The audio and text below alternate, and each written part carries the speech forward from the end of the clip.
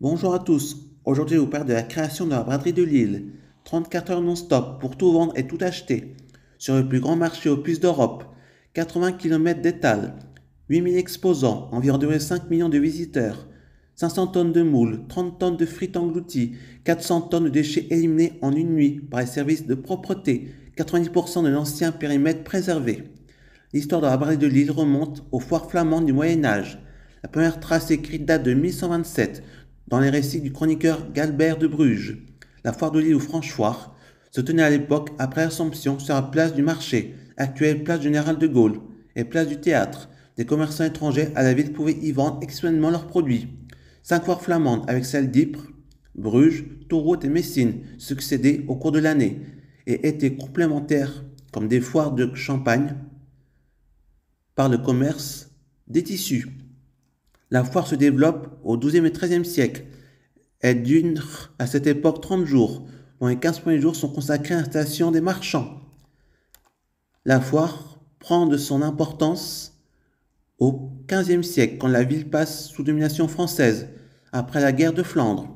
Sa date est décalée au 27 août et elle dure 5 jours. En 1446, Cody Mail et Pierre Trémard, deux marchands de volailles, décident de s'installer sur la foire pour vendre des harengs et des poulets cuits avec une autorisation de vendre. En flamand, rôtir se dit braden.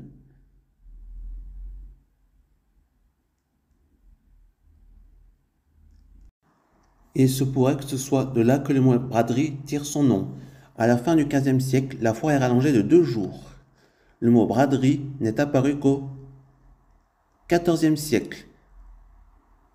Mais l'événement est étroitement lié à la Franche-Foire, bien plus ancienne.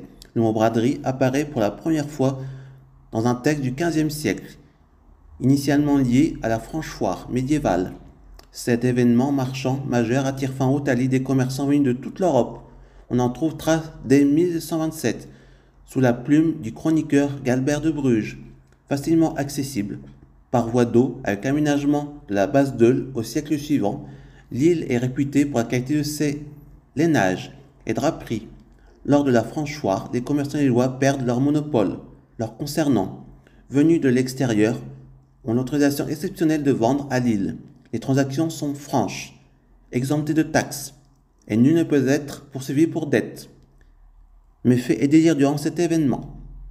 La vente des tissus de laine et de lin, soieries, peaux de cuir, fourrures, vin et céréales dure 3 jours dans le secteur de l'actuelle Grand Place.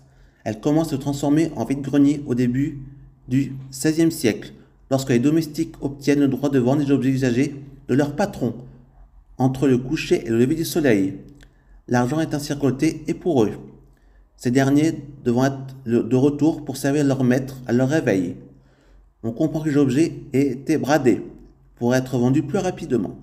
En 1523, la date est fixée au 30 août ou le 31 si le 30 est un dimanche.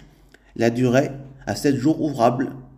Au XVIIe siècle, les marchands n'attendent plus la foire pour vendre leurs produits, du fait de l'amélioration des voies de transport. Ils viennent, moins nombreux, mais les artistes ambulants, eux, y sont plus nombreux. Durant le XIXe siècle, des bourgeois suivis par des camelots venus d'en dehors de l'île viennent également vendre leurs objets. Un journal de 1852 explique que la braderie s'appelle également la fête au loch. Entre la moitié et la fin du XIXe siècle, des nombreux auteurs remarquent que l'esprit braderie est en train de disparaître. Tandis qu'à l'origine se vendent des objets usés et déjà utilisés, les marchands vendent de la marchandise neuve. La braderie se déroule le premier lundi de septembre. Dès 1863, la compagnie des chemins de fer du Nord met en place des trains pour relier Paris à Lille, appelés trains de plaisir. Entre la fin du XIXe siècle et le début du XXe siècle, les frites font leur apparition après l'interruption due à la Première Guerre mondiale, a eu en septembre 1919. La première braderie depuis 1913, puis au milieu du XXe siècle et les années 1960, la braderie devient un grand marché, dépourvu d'intérêt. À cause des guerres et des reconstructions d'après-guerre dans les années 1970, du fait de la dissociation de la société de consommation, la braderie renaît. En 2016, la braderie qui aurait dû avoir lieu le week-end du 3 au 4 septembre a été annulée en raison de la menace terroriste après un attentat du 14 juillet 2016 à 10. C'est la première annulation de l'événement depuis 70 ans. L'édition 2020 est annulée aussi le 13 juillet 2020 en raison de la pandémie de Covid-19, et ce malgré la fin de l'état d'urgence sanitaire. De la fin des années 1940 jusqu'à la fin des années 70, la braderie se déroulait du dimanche minuit jusqu'au lundi midi et avait lieu le premier lundi qui suit le premier dimanche de septembre. La nuit était réservée aux bradeux, alors que la braderie des commerçants se déroulait le lundi matin. Aujourd'hui, l'horaire s'est décalé vers le week-end, samedi et dimanche, car le lundi est de moins en moins férié. La braderie est organisée le week-end du premier dimanche de septembre et dure officiellement du samedi matin au dimanche soir sans interruption. La ville se transforme en un énorme marché aux puces où les cultures se croisent. De nombreuses animations, semi-marathons samedi matin, concerts, manèges accompagnent l'événement. Une hypothèse veut que la consommation de moules aurait commencé un peu par hasard, à la suite d'épidémies touchant les volailles, traditionnellement consommées à la braderie. La première mention des tas de moules à la braderie aurait lieu le 7 septembre 1904. Les bradeux flânent ou fouinent et finissent par s'arrêter pour manger des moules frites, plat traditionnel de la braderie. Les restaurants de la ville se lancent un défi pendant l'événement, celui qui aura devant son enseigne le plus gros tas de coquilles de moules vides. En 2009, 5 tonnes de moules et 30 tonnes de frites ont été consommées durant la braderie. Dans le milieu des années 1980, la braderie est précédée le samedi matin d'une course sur route qui rassemble des milliers de participants. Initialement un marathon, la course a été réduite à un semi-marathon. À partir de 1996, elle rassemble 15 000 coureurs en moyenne. Le TER Hauts-de-France n'est pas en reste. La SNCF met en place des billets aller-retour à moitié prix et rajoute des liaisons TER supplémentaires. De même, le nombre de TGV Paris-Lille est augmenté.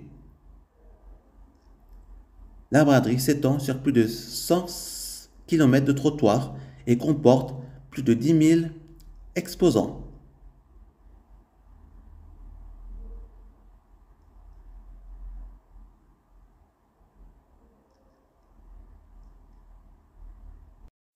Des secteurs se sont créés par spécialité et on retrouve par exemple une forte concentration d'antiquaires professionnels sur le boulevard de la Liberté et la façade de l'Esplanade, et d'associations, syndicats et partis politiques autour de la porte de Paris, alors que sur le reste du périmètre braderie, on retrouvera les commerçants et les riverains. Des vendeurs peu scrupuleux y vendent des objets contrefaits. En 2010, 22 172 objets contrefaits ont été saisis par la douane, ce qui fait la plus grosse saisie de l'année. La braderie de Lille est la plus important marché aux puces d'Europe. La fréquentation de la braderie se situe autour de plus ou moins 2 millions de visiteurs. Mais il est presque impossible d'en compter le nombre avec précision. À titre de comparaison, en Bretagne, à Rennes, la seconde plus grande braderie de France accueille environ 400 000 visiteurs chaque année, le dernier mercredi du mois de juin. Le jour chômé. La tradition de la braderie de Lille veut aussi que le lundi suivant, le week-end de la braderie de Lille soit chômé. Cependant, le lundi chômé n'est plus très appliqué. Exception faite des employés municipaux de la ville de Lille à qui la mairie de Lille offre ce jour chômé. Et de bon nombre de sociétés implantées à Lille depuis de nombreuses années le font aussi.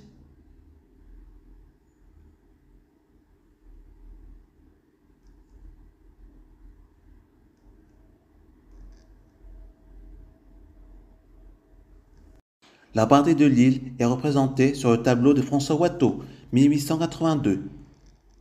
Il représente l'esprit de la braderie de Lille à son époque. On y voit également le théâtre de Lille, la vieille bourse. Alexandre Desrousseaux a consacré une chanson appelée La braderie. Elle n'a pas lieu le premier dimanche de septembre, mais le 8 octobre 1882.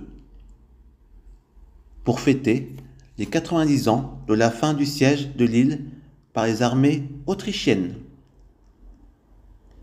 La ville imagine un grand défilé et des reconstitutions historiques dans les rues pavoisées.